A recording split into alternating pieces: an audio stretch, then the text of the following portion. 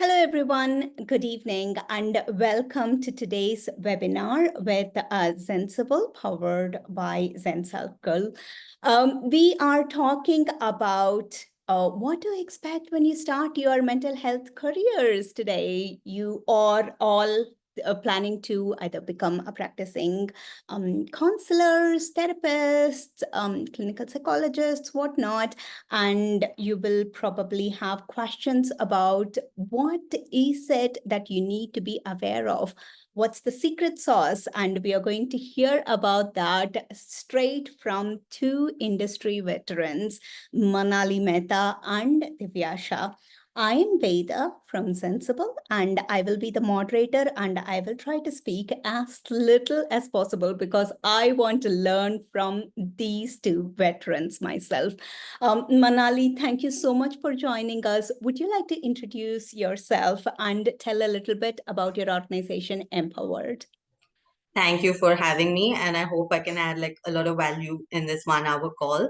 So I'm Manali Mehta. My background is in psychology, and I've been in the field for about 16 plus years now.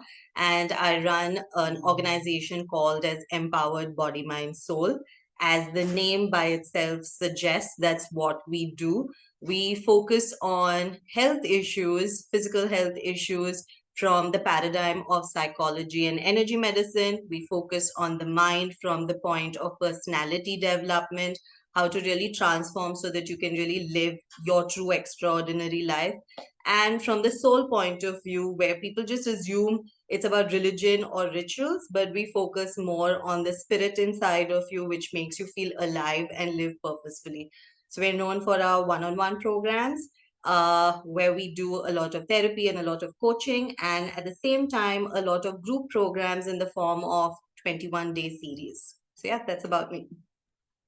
Wow, that's really nice. And that's fantastic that you have such a rich background. And I'm sure you're going to give us a lot of information today. Thank you so much, Manali. And Divya, would you like to introduce yourself and tell us a little bit about Vinyasa? Can you hear me? Yes, absolutely. Disturbance, I guess, at the back. Yeah, hi everyone. Thank you so much, firstly, Veda, for giving this opportunity. It genuinely means a lot, given that I've been trying to speak to more and more folks in the industry.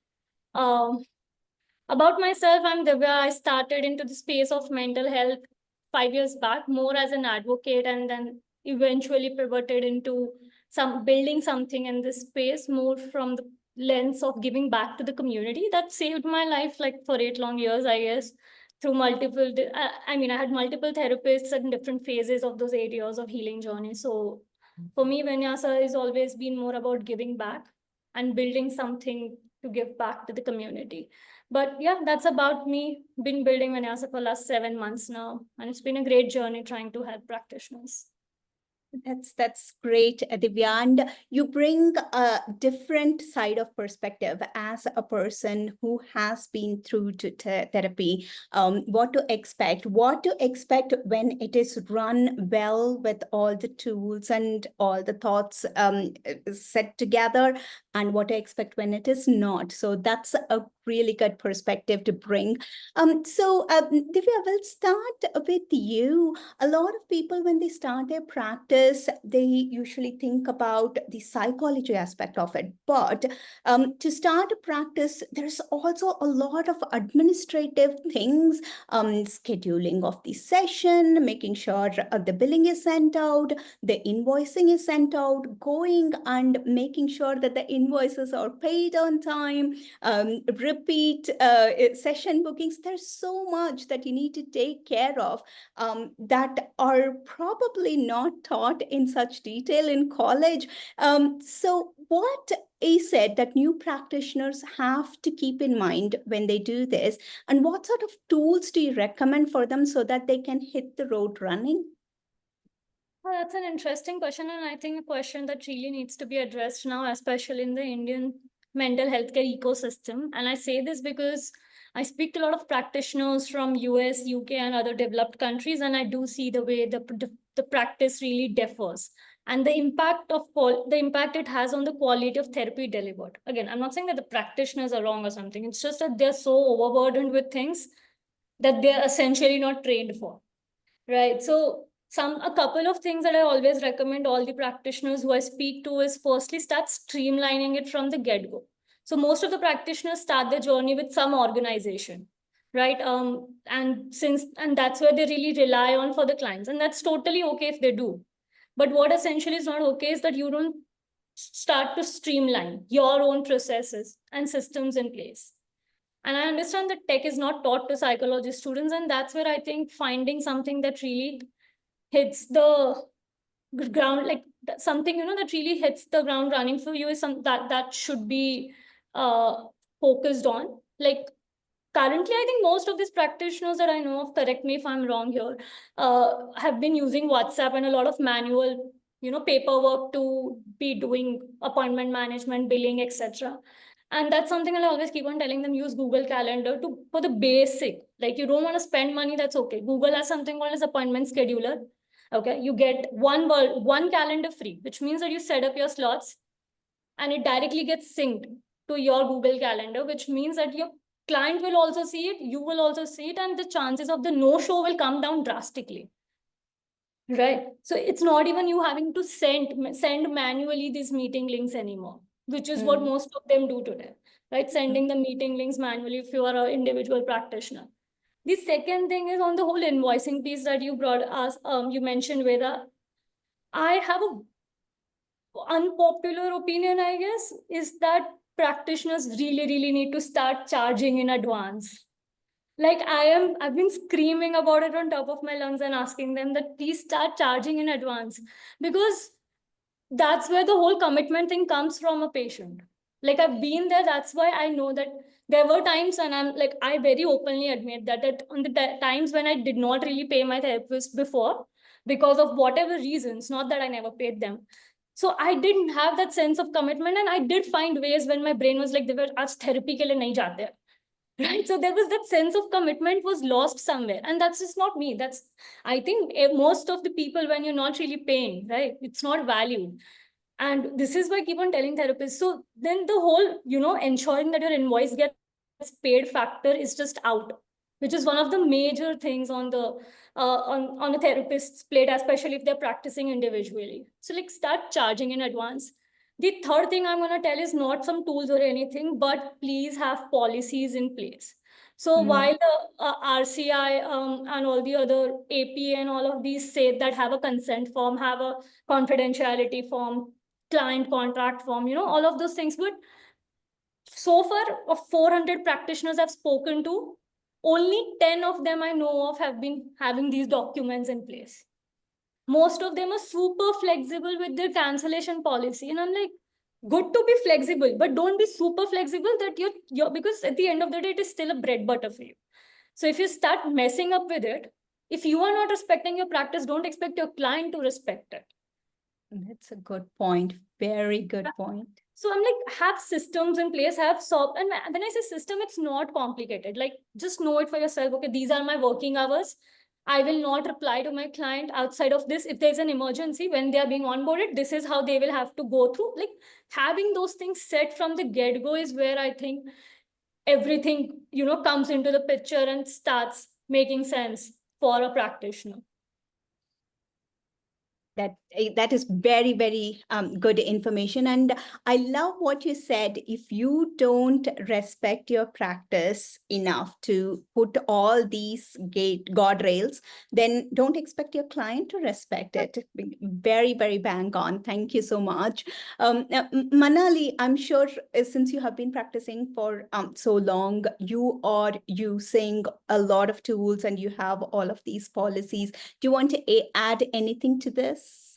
Yeah, so I wanted to actually add to it is I started my practice in person, and then with COVID, I obviously shifted everything online. But I've had clients globally since the very beginning. So, like Divya was sharing about having like a calendar in place and all. So I had like my own set of terms and policies set up in just a basic in the very beginning as a Google form sheet, where at the end they had to, just choose that I accept these terms and conditions, and that will be considered as my digital signature, or I will not accept this, right? And I used to make sure that they have this and ensure when I'm making that Google terms and conditions, a copy is sent to them by email as well. So it's not just with me, it's with them as well. So it would make life a lot simpler, because of course in such a long practice I have had one or two clients, luckily just one or two, who have come and tried to create a problem later on, that you had said this, but this is what is happening with me, or I'm uncomfortable with this. But that terms and conditions really helps keep everything in place to safeguard you and safeguard the client as well in the process, right? So that's an addition that I would like to add to it. Yeah, that is, yeah, good point. So when you started, Manali, where did you start focusing on a specific type of clients? For example, children or couple, or people with depression, or did you start off wide, saying, I'm going to try and help as many clients as possible, and as the practice grows, I will try and reduce it down? How was the journey for you, and what would you recommend based on your journey to So people? I have actually basically broken all the norms and the rules that are applicable. So I actually started when I was 17 years old. Okay, so when I started, I had actually started because I saw a difference that it brought to my health personally, and that's why I started with we work on health first. So when I started working with people and their health issues and the emotions behind it, which was triggering the health issues. So I started with a very niche category, which actually built up my reputation and a sense of brand attached with it. And then over the course of time, I started expanding it further. So people started coming to me for relationships. Then people started coming to me to understand their own personality. Then I started coaching people on their businesses because I had so many adults coming to me. They trusted me. So it started stemming into they wanted their kids also to only come to me. So my journey has actually been a flip than normally what people would go through. But in general, what would my suggestion be is start with what you're sure of and what you're comfortable that you can handle. Do not go into a deep dive of an area of expertise that you really don't understand. If you understand people's emotions well, start there. If you're understanding relationships well, start there. Don't try to dabble in things which you're not sure of yet, because it will stop you from building credibility. It will actually make you feel insecure, unsure, break your own self-esteem, and the clients will also not feel so confident. They will also feel like they're going around in circles. So yeah, that would be my suggestion. Yeah, so that is a very good point, that you start with what you're comfortable with. A lot of new practitioners or people who are currently in college or just out of college, they've done a lot of internships. Are these internships and what you theoretically studied sufficient enough to identify this is what I'm good at? Or so let me change the question a little bit. Should a person who is just out of college start their individual practice, or should they start with somebody like a mentor or in an organization before they start out on their own? What would be your suggestion? So, based on even me going through college, studying psychology, all of that, and the internships that I went through, I really do suggest it's important to have a mentor in the initial phase, because what you learn is a lot of theory. And if you would actually focus on the theory, you'll realize a lot of symptoms and characteristics interlink with one another, right? They're not standalone, that it gives you a differentiation. This is this is that. It's not like physics that it's a law and you have a result with it, right? It's human behavior. So when you have a mentor with you, it guides you, it gives you that sense of confidence. They enable you in a way to see through just what the person is saying at that point. They will allow you and support you to read what is happening behind it, where would the root be coming from, where are the actual cracks and concerns that need to be taken. So I do suggest that in the initial phase, start off with a mentor in place. And of course, keep it very clear that you're there to learn. It doesn't have to be a lifelong situation that you're with a mentor, so you have to always be with a mentor. But start off that so that you have a strong footing and you know what you're doing. So you're able to do what you're here for. That is to, transform people, support them, enable them. Yeah, okay, that makes sense. So, Divya, you have interacted with a lot of practitioners. Do you feel that, do you see a mix of them, people who have just started out from college and people who have gone through with mentors and then started out? What sort of mix do you see? So of course, I do see a mix of both. I wouldn't say 50-50, but more on the sides of new folks, like quite early practitioners as against seasoned practitioners. And I don't know if this is a trend or something, but however, the new practitioners, they do want supervisors, the whole mentorship piece that Manali was talking about, right? So I feel while they want supervisors, what I've started understanding is that there are not enough quality supervisors. Right. This is I think maybe still a bit more controversial than it should be. But I mean I'm going to own up to it, because in a sense it's though I mean I speak to a lot of new practitioners, right? They are just like 1 year or 2 years into the experience, or sometimes fresh out of their master's college, and they are completely lost. And then they've gone to maybe 1, 2, 3 supervisors, and all of them have been disastrous to their practice.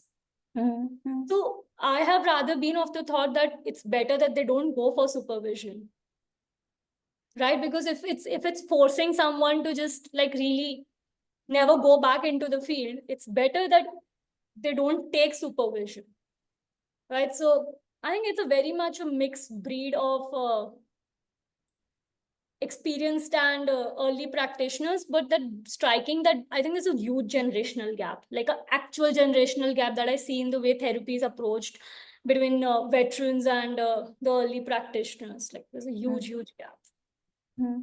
So I'm really interested in the point where you said that if it is not working for you, don't reach out to supervision. There are that is again a very controversial thing what you're saying.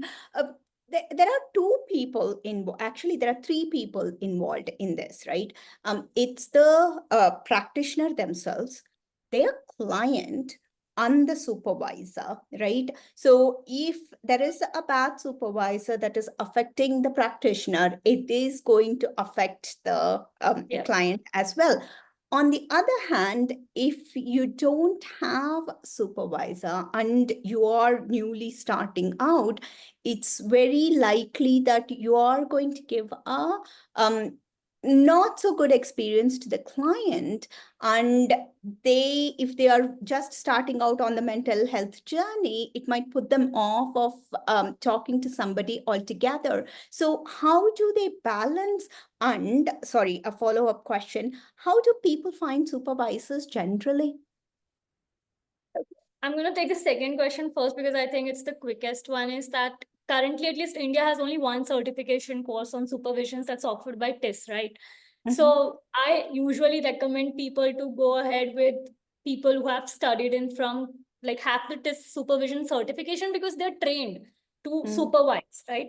I understand that there are not many of them right now in India, since it's a fairly recent course, but be very mindful and cognizant of how you are choosing your supervisor. Like that, it's like, look at their years of experience. Do they even align with your practice, like your ideologies or your belief systems? Because if you're someone who wants to go into, say, completely practicing CBT as the modality of therapy, and you go and choose a supervisor who does tarot, like along with it, I'm not saying either is wrong. What I'm saying is that that's not a good combo to have as for you and your supervisor, because there is no intersection per se. Right. So I think knowing A certifications like this degree from TIS, and since TIS is so reputed, look at, like, that should be the first choice. Secondly, the ideologies, the modalities, intersection. And the third piece, which I think is not really talked about, is the fees that they charge for each supervision. Because what I've understood from the conversations with people is that the cheaper it is, the worse it is. Because these guys are also starting out, and then these guys are also starting out. So not the best of the combo, but both of them are starting out. Right. So, I mean, these are like a couple of things that I would like do really want people to understand when they're going and picking the supervisor. Coming to the first question of striking balance, right? Between going to a supervisor or not going to a supervisor. So I'll just take a little digression here and put out a fact that was recently published. I'm sure you are aware of BetterHelp, one of the US-based US companies. based, yeah. So there was some organization that did a survey around all the patients who have ever been to BetterHelp, like taken help. Of all the people who responded, 70% of these people never really wanted to go back to therapy after their first therapy session. That is a staggering number. Wow. And what blew my mind was not that these practitioners were good or bad, but it was more to do with the way organization really dealt with these practitioners. Essentially, what I'm trying to say is that a practitioner having a supervisor or not is still a second point, right? It's first, like, how are they even managing their practice? That's where that's how I even, like, that's what I mentioned earlier in the conversation as well, right? That if they are messed up with the way they manage their practice, everything will have a trickle down effect and it will come down to your client. So you could have the best supervisor in the country, but if you don't have the best practices, you still, in essence, right? So, and I don't think there is, I mean, I don't think I'm qualified enough to say on how to find a balance, but I do feel like if you have, since there's something called as peer supervision as well, right? So go ahead and join peer supervision if you don't want to go ahead and do a 1:1 supervision. And I think there is enough of referral network effect in place in the Indian ecosystem as well to, you know, for people to find good quality therapists as supervisors, sorry. So I think it's about a lot of I think being cognizant of what you really want, having that little bit of clarity. I'm not saying that you will have all the clarity the day when you walk out of the college, but have bit of clarity and speak to rather more and more practitioners. Yeah, okay. And there's one last thing, this is, I think, a little off the tangent, but I do want to put it out, is that students really, really need to stop paying for internships. Like, I want to say this out loud because I spoke to a lot of them from the US to understand if this is a pattern, like, you know, globally, or is it something that's India? And these practitioners are, by the way, Indians, okay, who have spoken to, were based out of US now. And they say that it's illegal there. Right? And then I was reading through the whole legal law system of India, and there is nowhere it's legally written that interns are supposed to be paying. Like, I'm talking full law. There is nowhere, like RCI guidelines nowhere mentions that interns are supposed to pay. Divya, if we get into the RCI thing, I think we need a separate webinar on, untangling RCI's, different rules and responsibilities. So that is a very good point. But I would just add on to that and say, even if it is a paid internship, at least make sure that it is done by quality people with a set structure, and at the end of it, you are clear on what you're going to get out of the internship and what you're not going to get out of this internship. There are so many groups that just give out random stuff. 20,000 for this certificate. Anyways, we digress. Very, very good point. Manali, there is a lot that Divya said there that I want to unpack, but I want to go back to the supervision first, which is, before we joined this call, you said that you're not able to do supervision anymore because you're really, really busy. Did you supervise at some point or mentor at some point? And if so, how do you make sure that you and the person who you mentored, especially if they are starting out on their journey, aligned, and what sort of information can the practitioner share with you regarding their clients? So I did just a handful bit of supervision because I was also actually sort of, I'd become like a right hand to my own coach and mentor at that point. So he would give certain things to me as well. So with him, I was doing that.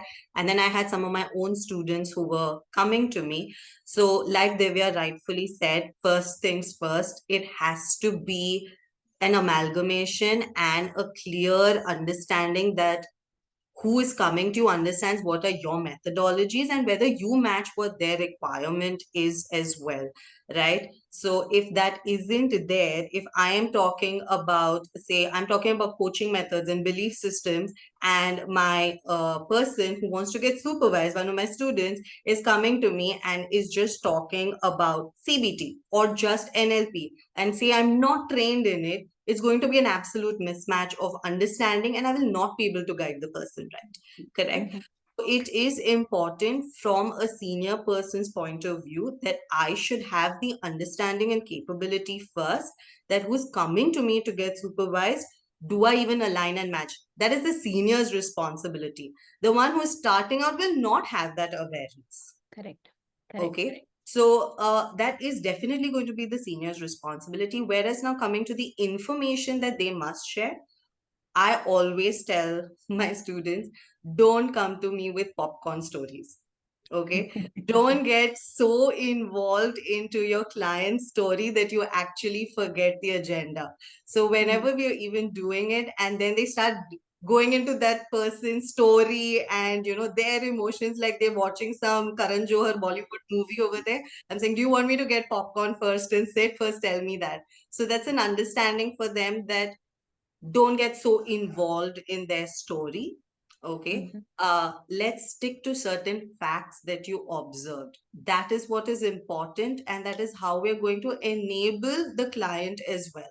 So I always stick to telling them to stick to certain criteria or facts. So we have like a form set up where we want certain kind of history and certain kind of information that is shared. Okay. So when that history and information is shared, then it makes it easier to guide. Then what is done in the session, and we have to reflect it back to the history and what has happened into the session, correlated, so that we know what the next steps need to be. So it's very clear that there has to be a purpose and an objective. So each practitioner does it differently. We have a very specific method because we follow a holistic method that we keep in check about the family, the parents or the siblings, the health check, even the appetite, sleep, all of that basic fundamentals are also kept in mind. And then the concern that they're coming with, when did it start? What was the root of it? Where all has it spread into your life? Where is it coming up? What are the reactions to it? So I have that background already there. So when I have to guide my student, I am keeping those key factors in mind. So that's the kind of information which is required to share actually with the supervisor. Again, that's my method. Each supervisor might have their own unique method or processes that they follow. So that's a conversation that they have to have with one another to come to a common page on it. Yeah, that makes sense, especially if you're taking a complete holistic view. The person who's coming to you for supervision should also be buying into that idea to take supervision and these information from you. So there is something I have to be very honest. I did not know that supervision is also paid. I just got to know when Divya said it. So I'm already getting a lot of information from this, right? You have to pay for supervision if you're going for it and you're starting off. So there's a lot to do there with respect to setup, even basic tooling. So there's a little bit of money you have to spend there, and you have to attract clients. So what would you suggest as, the fee? Do you start low? There was one point that Divya mentioned. If the supervision charge is low, then you know that the quality is going to be comparable. So do you keep the session charges as a new practitioner low so that you attract more clients? Or do you keep the session charges a little bit higher so that you know that people will know, oh, there is quality here? How do you strike the balance, and where can they do the research on what is the right rates? So I'm going to really sound rude right now, but I know a lot of practitioners who charge a bomb, okay? And I wouldn't even sit with them for 5 minutes. I can take them for a ride myself, and I would walk out very dissatisfied from that conversation, okay? So I would actually tell people charge at an average level, okay? Do not go over the top, neither go too low, okay? But it also depends on the criteria and the category of people that you're targeting. If you're going to be targeting students, like just who are in college and all, you do not want to charge that high, because they want to also be able to come back to you. They should be able to pay for it and come back, right?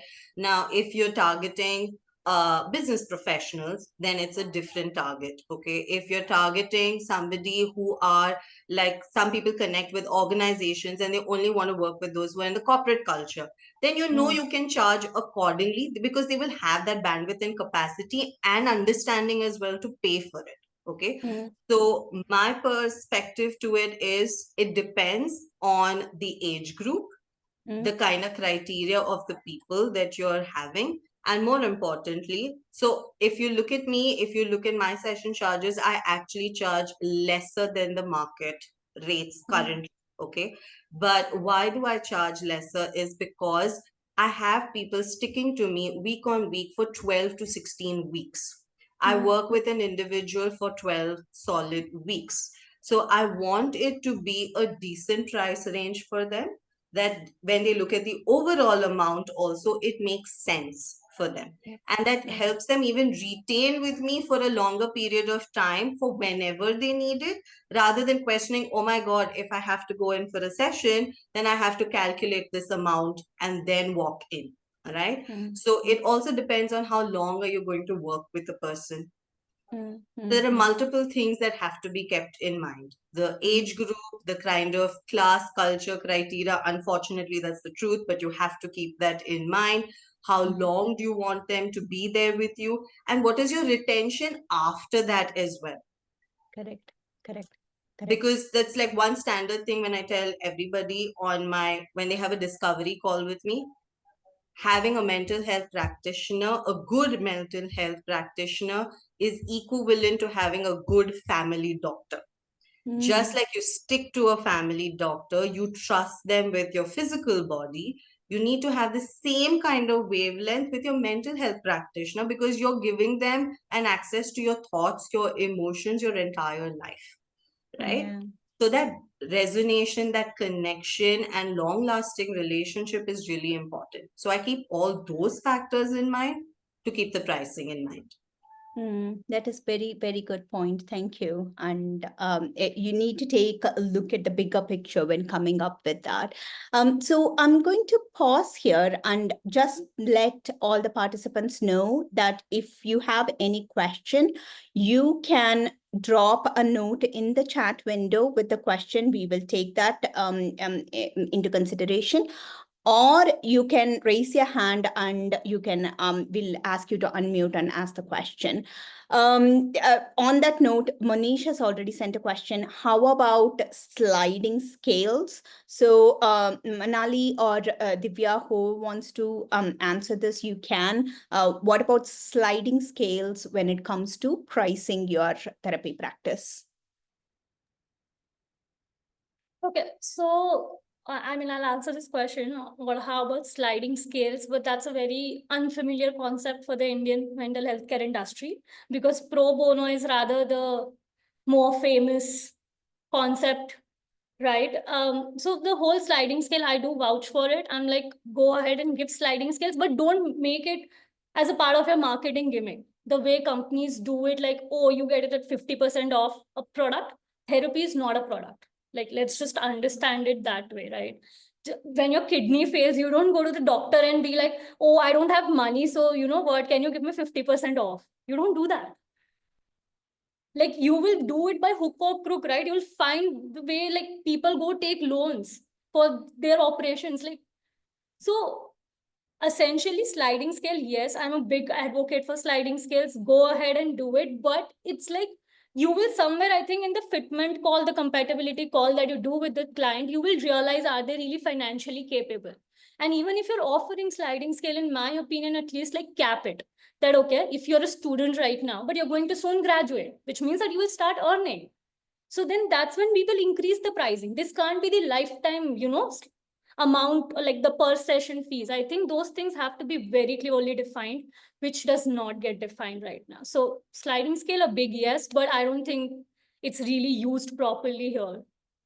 Okay, that's a good response, Divya. And you said something about marketing. Don't go and market your sliding scale.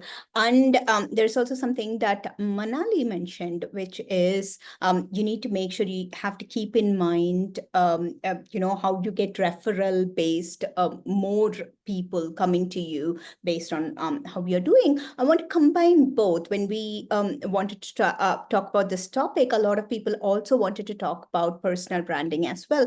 So how does, as a new practitioner, how do you balance this time between running your practice, doing your personal branding, building your referral network?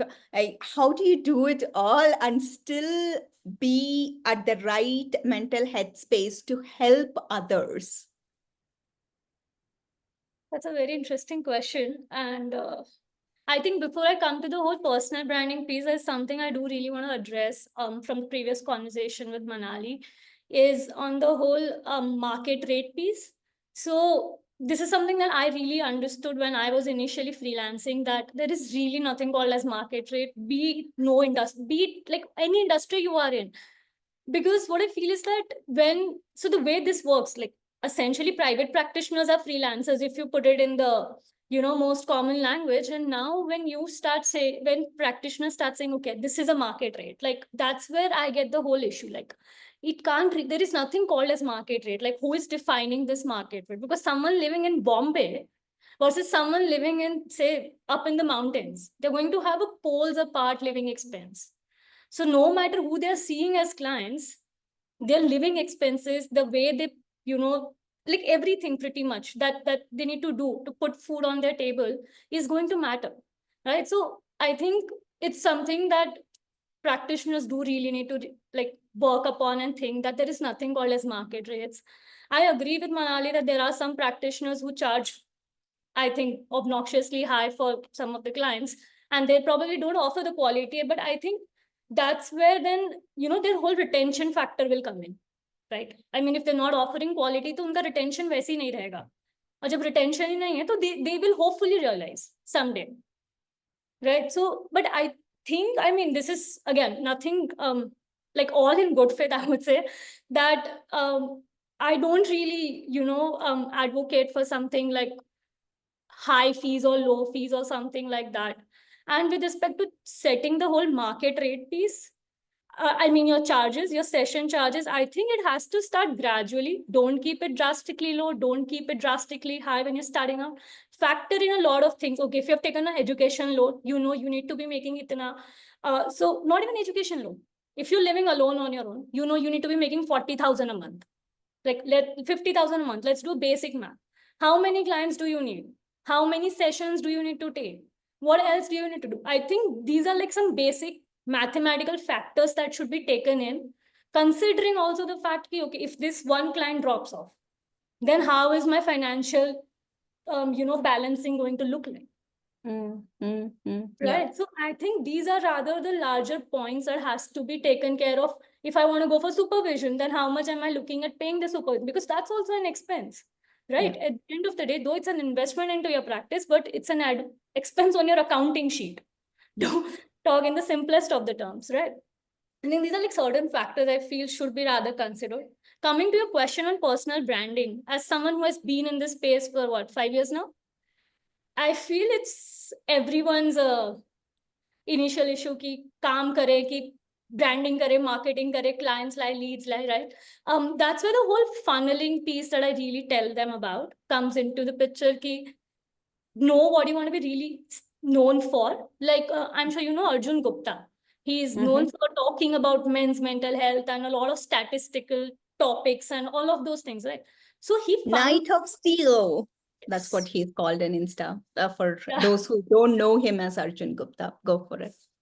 Yeah, so I mean, I was having a really good conversation with him, and what I realized was that he figured out, that okay, this is something that he really enjoys, and he started talking about it with like the purpose was to just give value.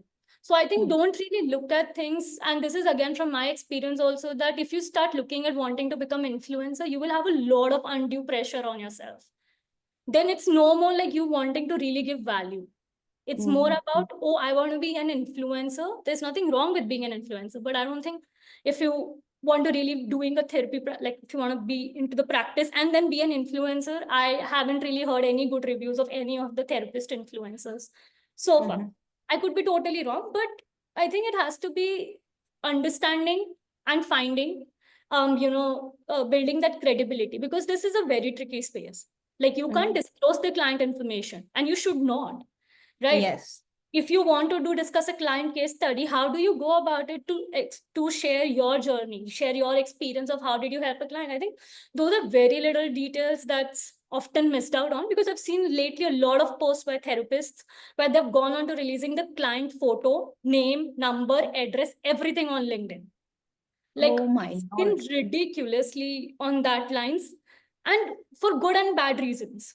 But regardless, the point is that practitioners need to learn that personal branding cannot happen by disclosing your clients' details, right? Because that's essentially a breach of a client therapist, I would say, confidentiality contract, right? So 3 things that I would give as I would quote as a takeaway for the personal branding is that build it slow. It's a long-term game. If you do it like wanting to do it fast, it's not going to happen. Like, you can take my word for it. The second thing is, you will not know initially what you want to do. So as you are building it, as you're growing in it, just like start doing things that you feel really comfortable for and start sharing just that. You don't like to be on the videos, that's cool. Like, you like to write, go write. You don't have to come in and write every day. Do it thrice a week or do it once a week, a long article. If you're good at speaking, go approach podcasts. Like, right then, like, I want to be speaking, I want to be sharing my knowledge. Yeah, come to ZenCircle's broadcast. So I think finding like how are you really able to express yourself is also important, because when you as a therapist don't know how do you really express yourself well, that's where then the whole other set of problems come in. And I think Manali will be the better person to answer on that. The third piece to it is the whole referral system that you were talking on, the personal branding piece. I think what I've seen is that word of mouth, right? While it seems the easiest thing, and so that's something I think most of the practitioners do rely on, but I don't really suggest ki just rely on word of mouth. And especially if you're just presuming that, oh, the client will just somewhere go and tell their friends that, okay, this therapist is a good one, let's go. Because anyways, they are likely not going to talk about their own therapy for Yeah. various reasons. Yeah, right. They'll at least never really go and be like, oh, I am seeing this therapist. You should go and see this therapist if you need one. That's a very unlikely case, right? So I don't think you should be really relying on word of mouth for your referral or building your funneling system, and initially go slow. Right. And what I've also understood is that the number of sessions that a practitioner should ideally take. I'm no practitioner, but what I've seen as a common number is 4 to 5 sessions a day. That's like at max capacity. So that does leave you with a bit of room to do other things that you potentially like and can turn into a source of revenue. Right. So I know a lot of therapists who do art therapy as one of the modalities. So they take workshops with schools, organizations, right? So I think you need to be really finding it. No problem, Divya. Let the train go. I'll take that question to Manali. And that was a question that I was going to ask Manali anyways, is how many clients should a person starting off their journey ideally take? Because keeping in mind all the other things that they have to do with respect to building their practice, doing all the paperwork and all of that, what is a good number for people to, take per day, talk to? So it depends. Okay, first of all, it depends on what is the time slot that you're giving for the session. There are some people who just do 30-minute sessions, some people do 1 hour sessions, and some people do 90-minute sessions. So first of all, it's dependent on the time slot that you're giving to your client for a session. The ideal time slot should be 60 minutes, but there are some people who stick to a 30-minute slot or a 90-minute slot as well. So that's the first thing to be kept in mind. The second thing is, if you are following a typical psychology practice, in the start, you should only be doing 2 to 3 in a day. Then you can rack it up and come to 5 per day. Okay. So I don't follow the typical psychology method. I go more into coaching. So I actually feel more energized with my client after the session is over as well. Okay. So I can go up to 8 sessions a day. Okay, which is what I can normally manage, and it goes well. 1 hour sessions, 8 sessions a day. But then I divide it that I'm going to do coaching for, like, say 2 days or 3 days in a week. Then I'm going to split it into, 1 day or 2 day on my workshops. And then, like, I ensure that there is a 1 day of just blank out rest, nothing else to be done, and another day is for other administrative work. So I divide it. But in the initial phase, for anybody who's starting out, it is important that you start with 2 to 3 sessions. You want to range it to a higher level. There is a process, which is what differs in coaching and in therapy. Whereas in coaching, we give ourselves like a 10-minute to 15-minute timer before a session to prep. And post the session, we give ourselves a 15 to 20-minute timer again to unwind. So we shut down. So then nothing about that person is constantly playing in your head. Yeah. Which I think everybody should follow in therapy as well. So that at the end of the day, you are not carrying back your client's emotions and client's story in your mind as well. It's not affecting you. And you can come back fresh to whatever you're doing, because you have your family, you have your friends. So you don't want to be carrying that further on as well. So you come back fresh to when you have to start again. So I do believe that if that process is followed for a therapist or a coach, it works beautifully. But yeah, at a starting point, 2 to 3 is what I would suggest. Okay, that's good tip. Thank you. Manish, you have raised your hand. You can unmute and ask your question. So I have a question regarding how to get clients as a fresher. Because as a student, most of my time is being spent in upskilling myself, like learning psychotherapies, learning counseling, and actually practicing them with my peers who are also students. But even just the thought of getting clients on my own seems very daunting. And I'm not someone who's very comfortable in front of Instagram that I can, start recording myself. So apart from social media, are there some ways that we can, as freshers, start getting clients so that we have someone to fill the slots? Divya, what do you say? Apart from social media, how do we get clients? Well, so again, I'm presuming you're a student right now, and I'm going to just take it very particularly to your cases. You don't have to go on Instagram and show your face if you're a camera shy person, as I just mentioned a while ago, right? Go ahead and start talking about what got you into psychology. Don't focus on getting clients right now. It would be my suggestion. Like, you want to do a pro bono, don't do a pro bono, but what you could rather put it out, that's what I've seen a lot of practitioners do, is that they roll it out in their network that, okay, I am practicing right now and I am looking at, getting 4 or 5 clients on board at so and so pricing. Don't say it's free, because if you start at free, you're screwed. I'm being very honest about it again. So reach out, put it on social media, but all like on LinkedIn or your referral WhatsApp groups, whatever you deem fit. But also right now, since you're a student, I will highly recommend you to start talking and building on your story. Like, what got you into psychology? You said you switched from commerce to psychology. What made that switch? How your journey has been? What are the things that you see that are not really talked about in the industry? That should be talked about, but they're not talked about. Right. So I think when you start talking on those things, that's where you get visibility. And once you get that visibility, people are anyways going to then be like, okay, this person does seem like a therapist with morals, values, and ethics. And you will get that thing rolling in. So it has to start a bit early on. And I know it's like pretty hectic with the whole master's things. but I think you can find an hour every week to be doing those things, tidbit pieces here, and don't be really, don't start getting too much pressure. Don't put too much pressure on yourself, essentially, कि मुझे अभी से clients चाहिए. मत करना. मतलब, I will genuinely not recommend you to do this. Just take one step at a time, and you can also reach out to a lot of practitioners and be like, okay, I am doing this, right? I am open to taking clients at a pro bono, at a sliding scale rate, and this is what I'm looking at. Do you know someone who might benefit from my service, right? And I think if you go for a supervisor, then supervisors do at times give a lot of referrals to their supervisees. So I think that's also one more way. Just, it's going to be a lot of mix and match. There's no one size fits all recipe here. Yeah, that is, so if you are camera shy, just write one-liners or write your story.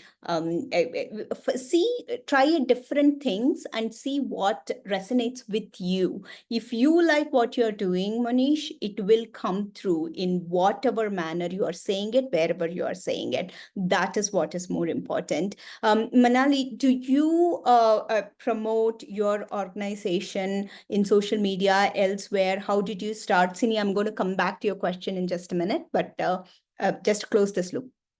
So just like Monish, I'm very camera shy actually. Okay. So I am not very comfortable with the camera, and I don't believe on, I'm breaking my pattern, but I am not somebody who's a big believer in that promotion bit. My team keeps pushing me, but I am not on it.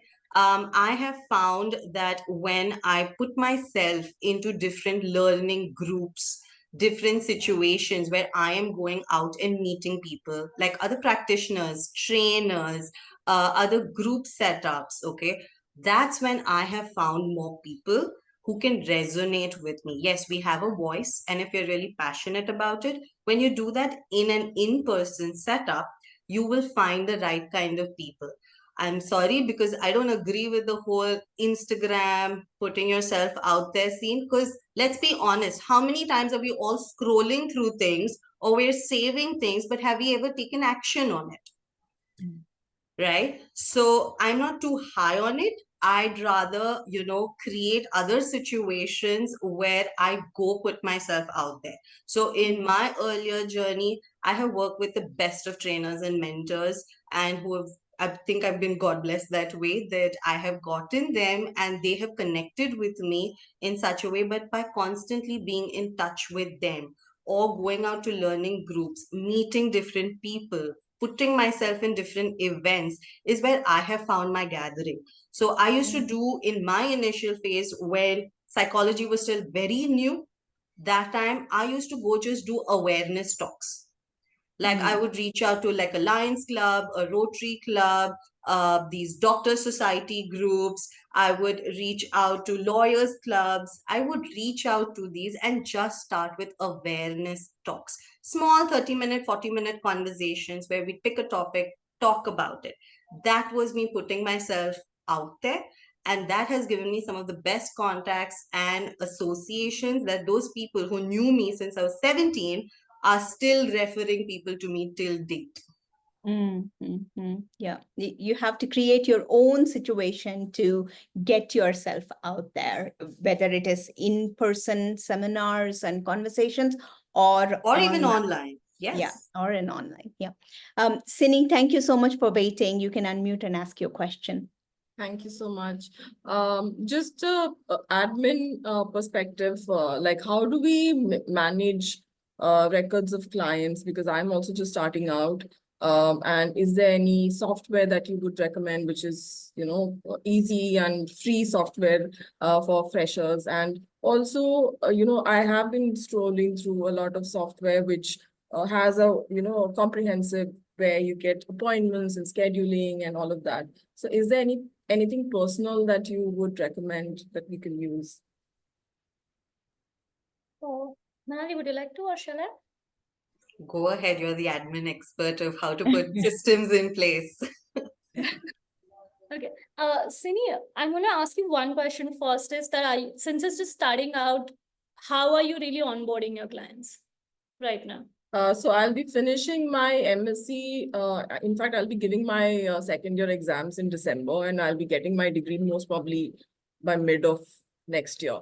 But right now, as part of my internship, I'm supposed to do counseling sessions. So it's just by word of mouth, referrals, friends that I'm just, talking to them and giving counseling sessions. But I felt that I should start my branding. I should start, like you rightly mentioned, creating awareness, because I am passionate about it. And I'm also very clear that I want to focus on the adolescent and the student section, because I have spent 20-25 years in the corporate sector. I used to go for recruitment. I was part of the HR. I was part of the content and marketing teams. So I've come across a lot of college students who need a lot of help. And I am passionate about that segment, and I understand that that is not a very lucrative segment, and I would need to do some side hustle, which I will probably be doing, which I'm already doing anyways as a content writer, and I'm doing some stock market trading and things like that. So yeah, so that is what is how I am doing. I mean, I don't have any proper clients as such, but I do have regular people who are talking to Okay, me. I'm going to rephrase the question and ask you, like, once you have a client, how does the process look like? Okay, so I have a couple of clients who are regular, and how I'm doing it is in a very basic, I'm just recording some of them, doing the, voice recordings with their consent. And I'm also transcribing them and putting them in folders, and I'm uploading them on Google Forms and Google Sheets, which is a very basic thing. So that is why, like, I don't have any set process as such. So what you're saying is actually on the notes side, how do you track your notes and everything? And you also want to know do you also want to know about the scheduling part or just the notes part, Sini? Just the notes part, like how do we keep track of the clients' records? Because I want to be mobile, I'll be shuttling between places, and I will also be doing a lot of traveling. So I want something which is, like can be accessed remotely. So one thing that I'm gonna like recommend as a quick process on if you're starting out is, firstly, try and keep it still simple, but also don't try to capture your any sort of an identifiable information of your client until and unless it's an absolute necessity.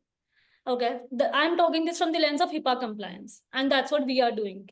Okay, DPDP and HIPAA compliance. Yeah.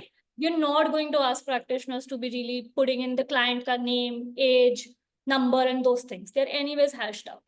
So coming to you storing the notes, I think the best way to go about it would be, for time being, is firstly make sure that your clients book an appointment with you through one particular system.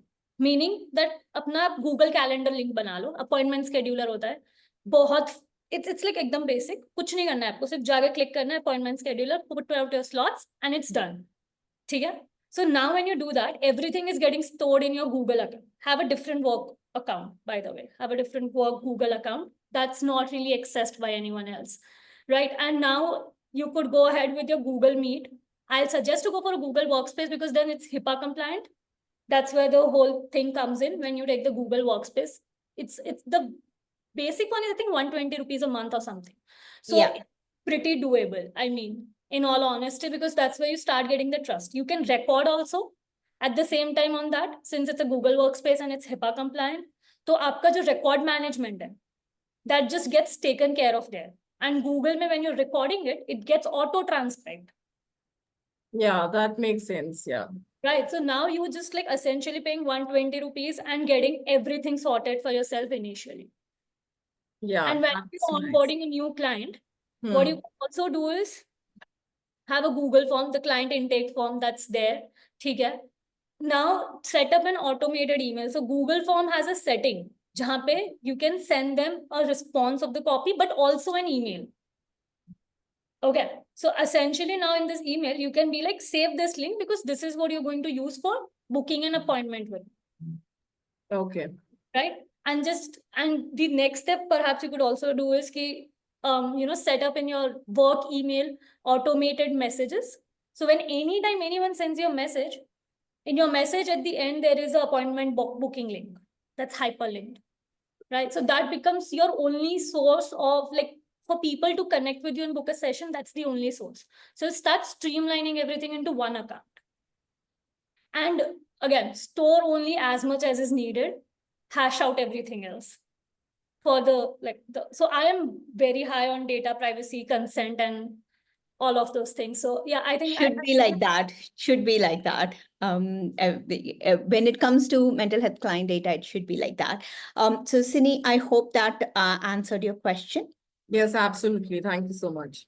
All right. Okay. So we are 1 minute over. Is there any other questions from the audience that we need to take care of?